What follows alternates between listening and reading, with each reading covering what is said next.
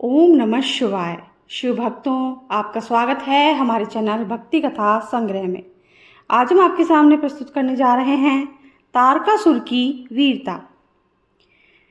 ब्रह्मा जी कुमार कार्तिकेय के पास जाकर बोले, हे पुत्र, इस तारक को मेरा वरदान प्राप्त है कि उसे शिव विष्णु आदि कोई नहीं मार सकता। आप इससे युद्ध कीजिए, क्योंकि यह तुम्हारे अतिरिक्त किसी दूसरे से नहीं मर सकता है। मेरी बात सुनकर कुमार कार्तिकेय उल्का के समान चमकती हुई अपनी शक्ति को लेकर चल दिए।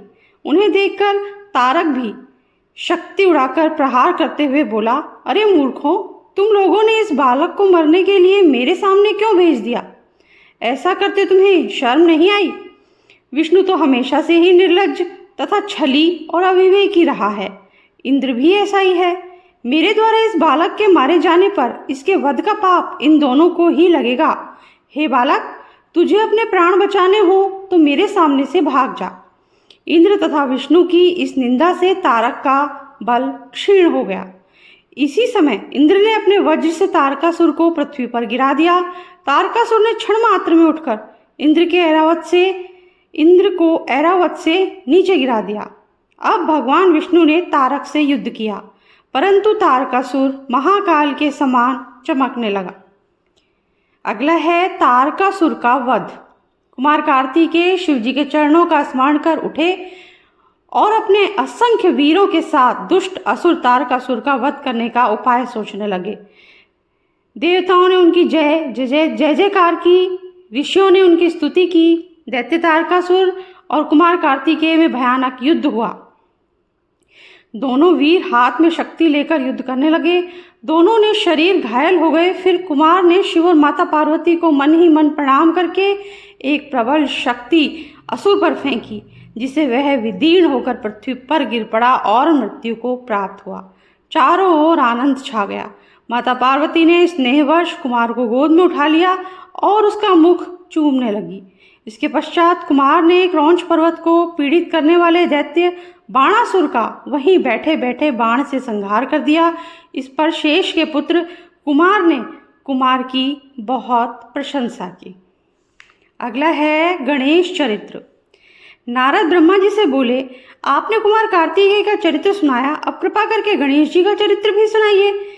एक बार पार्वती की सखियां जया विजया ने कहा कि हे माते, शंकर भगवान के तो असंख्य गण हैं, परंतु उन पर हमारा कोई अधिकार नहीं चलता, अतः हमारे भी कुछ गण होने चाहिए। आप उनकी रचना कीजिए। एक दिन पार्वती स्नान कर रही थी। द्वार पर नंदीश्वर बैठे थे। उसी समय शिवजी घर के अंदर आ गए।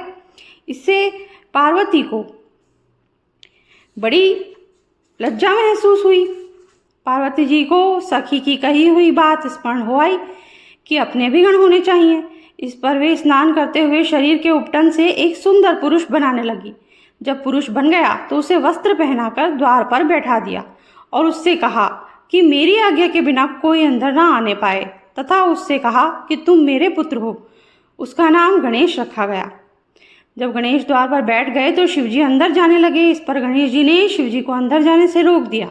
उन्होंने कहा कि माता जी स्नान कर रही हैं, उनकी आज्ञा है कि कोई भी अंदर ना जाए। इससे भगवान शंकर क्रोधित हो गए। शिवजी के गण वहां गणेश जी को हटाने आए। गणेश जी ने उन गणों से निर्भय होकर कहा, मेरा विरोध करना अच्छा नहीं है, तुम सब यहाँ से भाग जाओ। गणों ने कहा, हम सब शिवजी के गण हैं। इस पर गणेश जी ने क्रुद्ध होकर कहा कि तुम शिवजी के गण हो तो मैं माता पार्वती का गण हूँ। शिवजी के गण निराश होकर लौट गए, परंतु शिवजी ने अपने गणों को पुनः यह कहकर भेजा कि द्वार पर कोई भी हो उसे वहां से हटा दिया जाए। परंतु इस बार भी गणेश जी ने उन्हें झुड़क दिया। पार्वती जी ने बाहर शोर को सुनकर उन्होंने अपनी सहेली को भेजा कि क्या मामला है। इस पर सखी ने बाहर आकर मालूम किया और पार्वती जी को सारा वृत्तांत कह सुनाया। इस पर पार्वती जी हंसने लगी और बोली, यह बात अच्छी हुई कि गणेश ने शंकर जी को रोक दिया, नहीं तो वे बिना किसी सूचना के चुपचाप अंदर चले आते। शिवजी ने पुनः अपने गणों को आदेश दिया कि तुम उस गण से युद्ध करो, तथा इतना कहकर सांसारिक लीला करने वाले शिवजी चुप हो गए। इसी के साथ आज का ये वीडियो हम समाप्त करते हैं। अगर आपको अच्छा लगा हो तो लाइक जरूर कर दीजिएगा। अगले वीडियो में शिव के गणों से गणेश का युद्ध, ये टॉपिक हम आपके सामने प्रस्तुत करेंगे। तो अगर आपने अब तक चैनल को सब्सक्राइब नहीं किया है तो प्लीज़ सब्सक्राइब ज़रूर कर दीजिए। सब्सक्राइब करने से आपका कुछ नहीं जाएगा, सिर्फ आपको एक क्लिक करना है और हमारे लिए उस सब्सक्रिप्शन का बहुत महत्व है। तो प्लीज़ चैनल को सब्सक्राइब ज़रूर कर दीजिए, बेल आइकन प्रेस कर दीजिए ताकि अगला वीडियो आपको आसानी से मिल सके। Thank you. जय शिव शंभू।